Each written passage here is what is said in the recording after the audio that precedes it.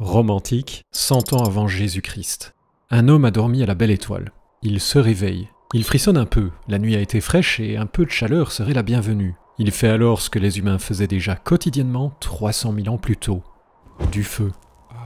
On ne s'en rend pas compte, mais le feu accompagne notre espèce depuis longtemps. Très longtemps. Le plus ancien site ayant livré des traces de foyer qui fassent l'objet d'un consensus est un site au bord du Jourdain, daté d'environ 790 000 ans. Pourquoi ressentons-nous presque universellement du plaisir à la vue d'un beau feu ?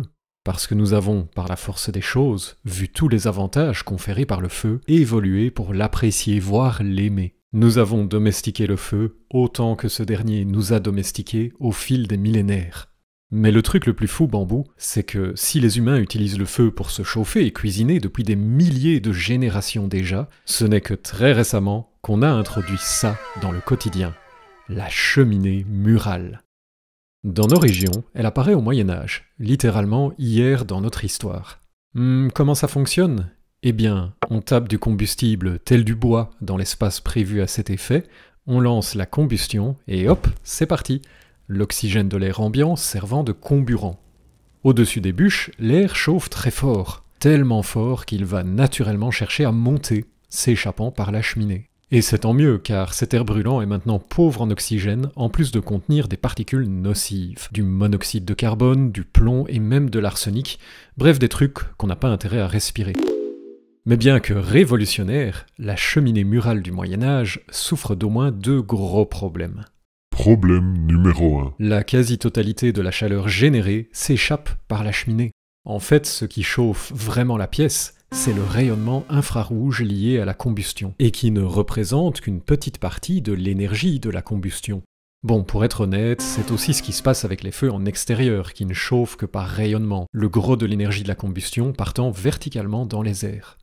Problème numéro 2. L'air qui s'échappe par la cheminée crée un appel d'air qui va pousser de l'air glacial de l'extérieur à rentrer dans la maison. Pour une maison mal isolée, l'air extérieur va forcer son entrée par les interstices un peu partout. Si la maison est bien isolée en revanche, cet apport d'air devra se faire en entr'ouvrant une fenêtre, ce qui est un peu contradictoire. Pour que le bateau ne coule pas, je vais vider l'eau du fond de la cale. D'accord, moi je m'occupe de faire des trous dans la coque. Le rendement d'une cheminée murale, selon les experts, c'est 10%. C'est-à-dire que 90% de l'énergie générée est perdue. Seul 10% va vraiment servir à ce qu'on voulait, à savoir chauffer l'espace de vie. Un rendement tellement pourri que même ceux qui ont les moyens de brûler des bûches 24 heures sur 24 peuvent souffrir du froid, ce qui est arrivé à Louis XIV lors de l'hiver 1709 avec un vin qui a gelé à table. Bonne nouvelle toutefois, la science a trouvé comment faire mieux depuis, faisant exploser les rendements et maximisant notre confort. Mais avant d'expliquer comment, une petite communication. On disait Bambou, comment améliorer la médiocre technologie des cheminées murales du Moyen-Âge ?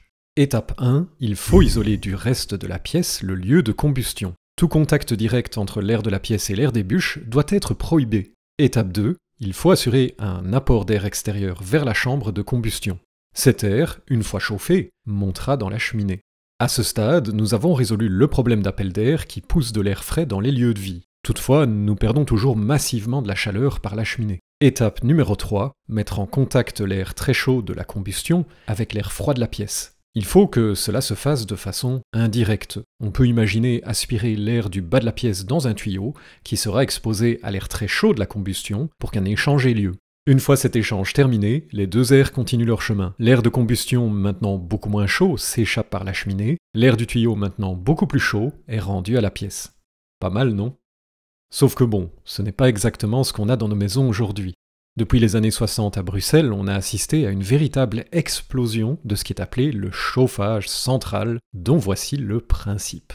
On a un apport d'air extérieur comme comburant, une zone de combustion et une évacuation de l'air vicié par la cheminée. Avant cette évacuation toutefois, l'air vicié est mis en contact avec un tuyau rempli d'eau. L'eau du tuyau va chauffer très fort et être dispersée dans des radiateurs à travers toute l'habitation, où elle va refroidir avant de retourner vers la zone de combustion. Certaines chaudières poussent cela dit les choses encore plus loin. C'est notablement le cas de la chaudière qu'on a dans le garage Bambou, une chaudière au gaz dite à condensation. Voici comment ça marche. De l'air extérieur est mélangé avec du gaz et brûlé, générant beaucoup de chaleur et beaucoup de vapeur d'eau. De la vapeur d'eau? Mais oui, Bambou, il faut te rappeler tes cours de chimie. Le gaz à brûler, c'est aussi appelé du méthane. Un atome de carbone pour 4 atomes d'hydrogène. L'air, c'est un mélange de beaucoup d'azote et d'un peu d'oxygène, ce dernier étant le comburant, et la réaction chimique est la suivante. C'est-à-dire qu'on transforme un mélange de 3 gaz, que sont méthane, azote et oxygène, en un mélange de gaz carbonique, d'eau et d'azote, et de beaucoup de chaleur. Ce qui aura pour effet notable que l'eau viendra sous forme de vapeur.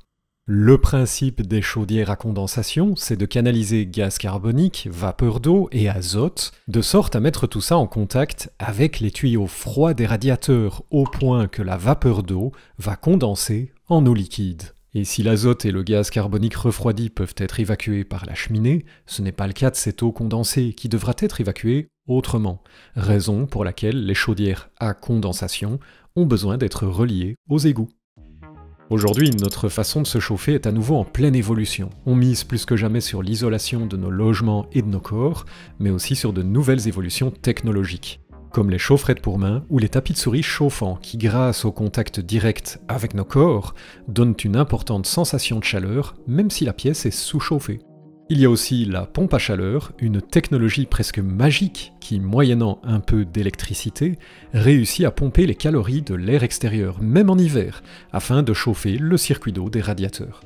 Alors certes, tout ceci nous a séparés du feu, qui n'existe plus que sous forme de vidéos YouTube avec des coupures publicitaires, mais au moins maintenant, moi je n'ai plus jamais froid, ce qui n'était pas le cas quand j'étais gosse et que mes parents se contentaient de chauffer la maison avec un feu ouvert au médiocre rendement. Mais tu sais quoi, Bambou? Il y a quelque chose qui ne changera jamais. Un beau gros rayon de soleil derrière une vitre en hiver, c'est non seulement gratuit, mais c'est aussi le pied.